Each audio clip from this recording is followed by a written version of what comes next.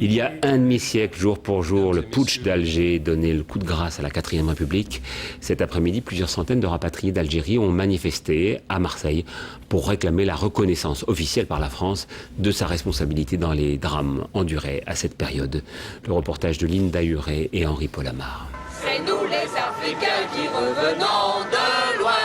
Nous venons des colonies pour défendre le pays. Ils brandissent la photo de leurs proches tués ou enlevés en 1962.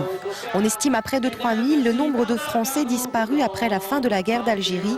Et aujourd'hui, ces rapatriés manifestent en mémoire du 13 mai 1958, date qui marquera l'arrivée du général de Gaulle au pouvoir.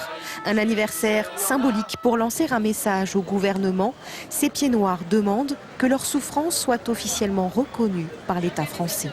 J'ai été enlevée. Et puis, un Algérien qui me connaissait de vue m'a libérée. Par contre, mon père n'est jamais revenu. Ma sœur était à terre lorsqu'elle a été atteinte de 2 balles dans la nuque. Et mes 2 autres sœurs blessées, 17 et 19 ans, ont été grièvement blessées. Présents aux côtés des rapatriés, les harkis, qui souhaitent aussi rappeler le drame qu'ils ont vécu.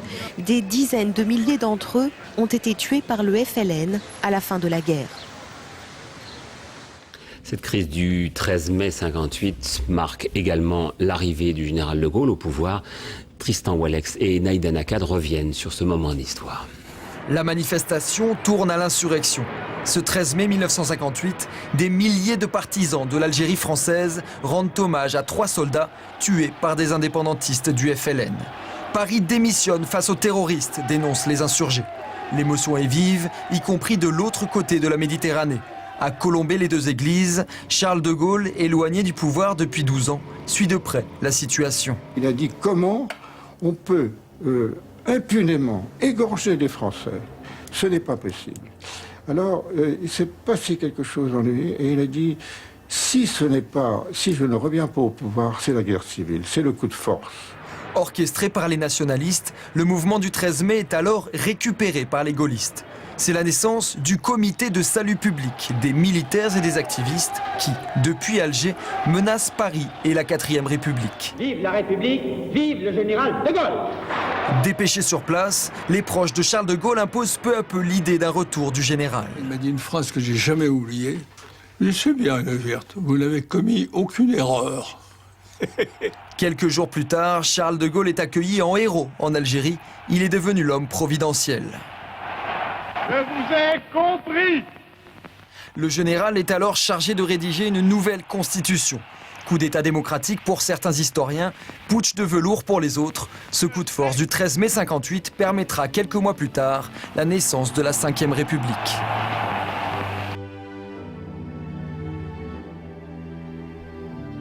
N'oublie jamais celui qui t'a trahi.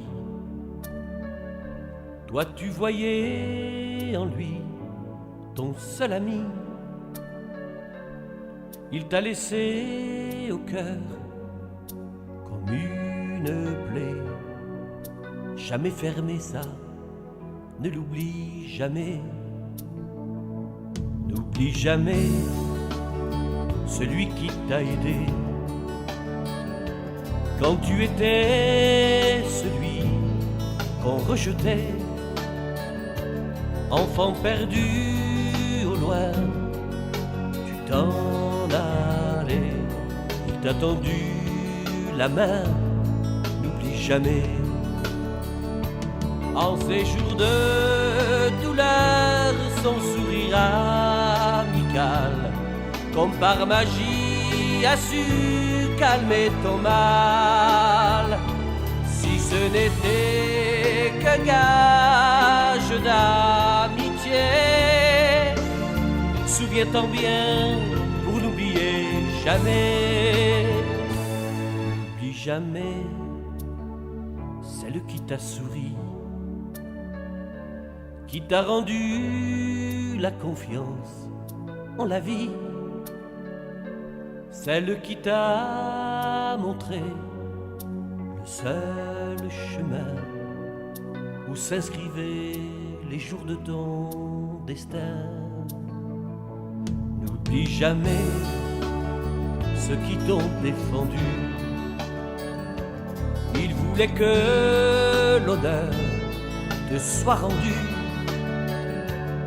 Et il savait combien tu as souffert dans ton âme, dans ta chair.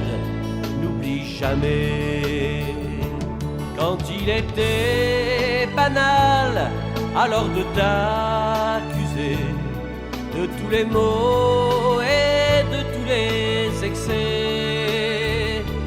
Ceux-là ont su crier la vérité.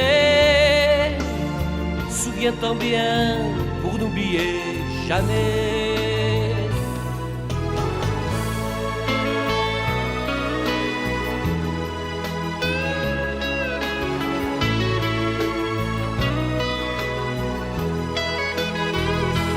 Jamais n'oublie jamais celle qui t'a souri, qui t'a rendu la confiance en la vie. N'oublie jamais